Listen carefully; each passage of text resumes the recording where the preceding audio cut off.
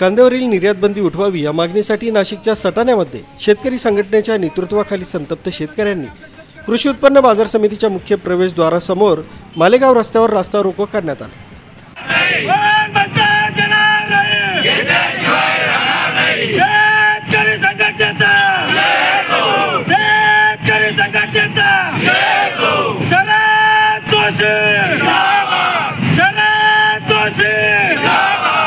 यावेळी केंद्र सरकारच्या विरोधात जोरदार घोषणाबाजी करण्यात आली। कांदा निर्यात बंदीमुळे शेतकऱ्यांचा उत्पादन खर्चही निघत नसल्याने शेतकरी कर्जबाजारी झाला।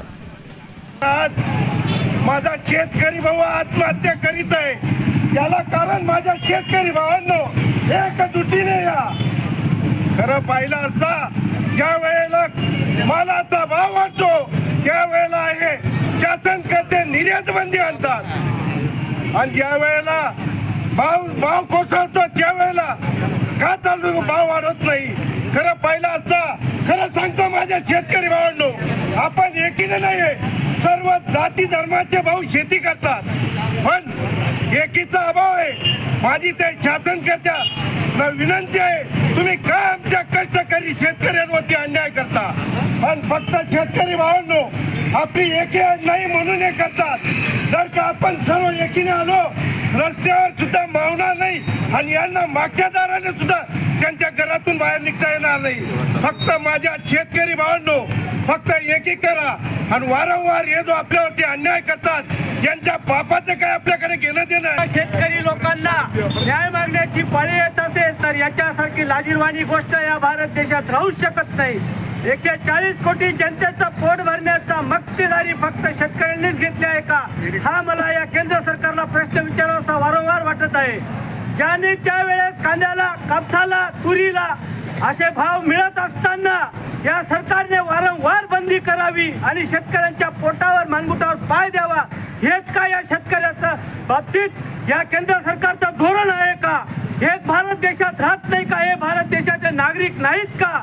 असा प्रश्न या केंद्र सरकारला कोणी विचारावा, कोणी करावं? एवढ्या मोठ्या 140 कोटी देशात 140 कोटी लोकसंख्येच्या देशात लोकशाही आहे असं म्हणतात। लोकशाहीने सगळ्या प्रगणना राबवतात, सगळ्या निवडणुका राबवतात आणि मग लोकांचं काय हित पाहिलं जात नाही, त्याच्यात शेतकऱ्यांचं हित का पाहिलं जात नाही?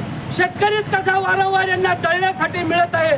शेतकऱ्याच्या पोराबाळांना शाळेच्या शिक्षणाचे पुस्तकं घेण्याची ऐपत राहत नाही, कपडे घेण्याची ऐपत राहत नाही, चांगल्या शाळेत शिकवण्याची ऐपत राहत नाही।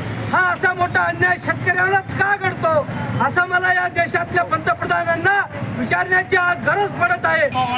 तेव्हा या सरकारने आपल्या शेतकऱ्याच्या ताटात माती घालवण्याचा प्रयत्न केला। कारण की आपण एकजुटीने नाही, आपण आपली गावकी भावकी जातपात हे सर्व बंद करा। जोपर्यंत आपण शेतकरी म्हणून एकत्र येत नाही तोपर्यंत कुठल्याही प्रकारचा आपल्या शेतकऱ्याला आपला मालाला भाव भेटत नाही। म्हणून सांगतो गावकी भावकीचं राजकारण बंद करा, जातपात सर्व बंद करा, शेतकरी म्हणून एकत्र या। जोपर्यंत आपण शेतकरी म्हणून एकत्र येत नाही तोपर्यंत आपल्या कुठल्याही प्रकारचा आपल्या मालाला भाव भेटणार नाही। म्हणून सांगतो एवढंच बोलून माझं भाषण।